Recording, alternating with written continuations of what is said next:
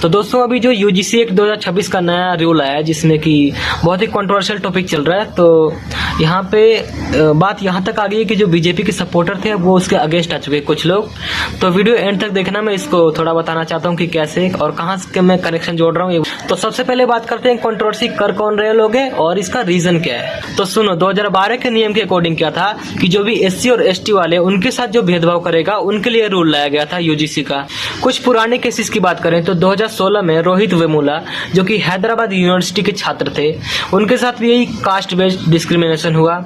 और ऐसा ही केस 2019 में हुआ डॉक्टर पायल तडवी के साथ, जो कि वही कास्ट बेस्ड वाला हरासमेंट वाला सिस्टम। तो अब जो 2026 का नया रूल आया है उसमें क्या है कि जो पहले 2012 में क्या था, एससी और एसटी के लिए जो भेदभाव वाला सिस्टम था वो था, उसके लिए रूल लाया गया था उनके लिए। लेकिन अब इसमें ओबीसी को भी ऐड कर दिया गया है, यानी कौन कौन हो गया, एससी एसटी ओबीसी, बच जाते हैं जनरल वाले अकेले। और जनरल वालों का गुस्सा यहीं से स्टार्ट हो जाता है, कंट्रोवर्सी यहीं से स्टार्ट हो जाती है। तो भाई जनरल वालों का ये कहना है कि ये तो भाई एक तरफा रूल हो गया, क्योंकि मान लो अगर आपको कोई झूठे केस में फंसा दे फिर तो भाई प्रॉब्लम है, आपका काम हो गया। तो इसी चीज के लिए इतनी कंट्रोवर्सी खड़ी करी जा रही है कि इनको लिए इतना हो रहा है। गुस्सा तो तब आ रहा है जब आपको झूठे केस में फंसा दिया दे तो उसका प्रूफ नहीं देना, केस है तो केस है। तो भाई ये रूल तो गलत है यार, क्योंकि किसी भी निर्दोष को भी आसानी से फंसाया जा सकता है। और मैं इसका विरोध करता हूँ क्योंकि मैं खुद जनरल हूँ, क्योंकि सर्टिफिकेट नहीं है मेरे पास भी, तो मैं भी जनरल कैटेगरी में ही आता हूँ इससे। तो अब जो लोग बीजेपी को सपोर्ट करते थे उसमें से कुछ लोग बीजेपी के अगेंस्ट आ चुके हैं, क्योंकि रूल ही ऐसा है जहाँ पे कुछ भी हो गलत भाई गलत है। सरकार चाहे राहुल गांधी की हो चाहे मोदी जी की, जो चीज गलत है उससे विरोध करना जरूरी है। तो इसलिए दोस्तों आप लोग अपने धर्म जाति को किसी भी पार्टी के साथ मत जोड़ो, धर्म और जाति को राजनीति में आने ही मत दो।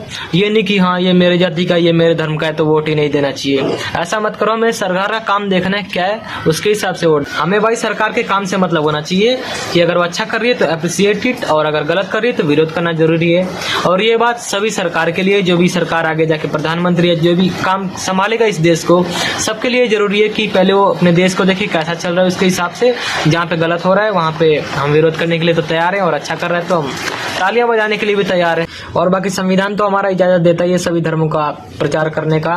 आप अपने धर्म का प्रचार कर सकते हैं, लेकिन अच्छे तरीके से कुछ रूल रेगुलेशन होते हैं उसके हिसाब से करना होगा। ऐसे नहीं कि जबरदस्ती आप अपने धर्म में किसी को भी डाल रहे हो। और बाकी आई प्रमोट इक्वालिटी, और जहाँ पे विरोध होगा, जहाँ पे गलत होगा उसका विरोध भी होना जरूरी है। बाकी जय हिंद।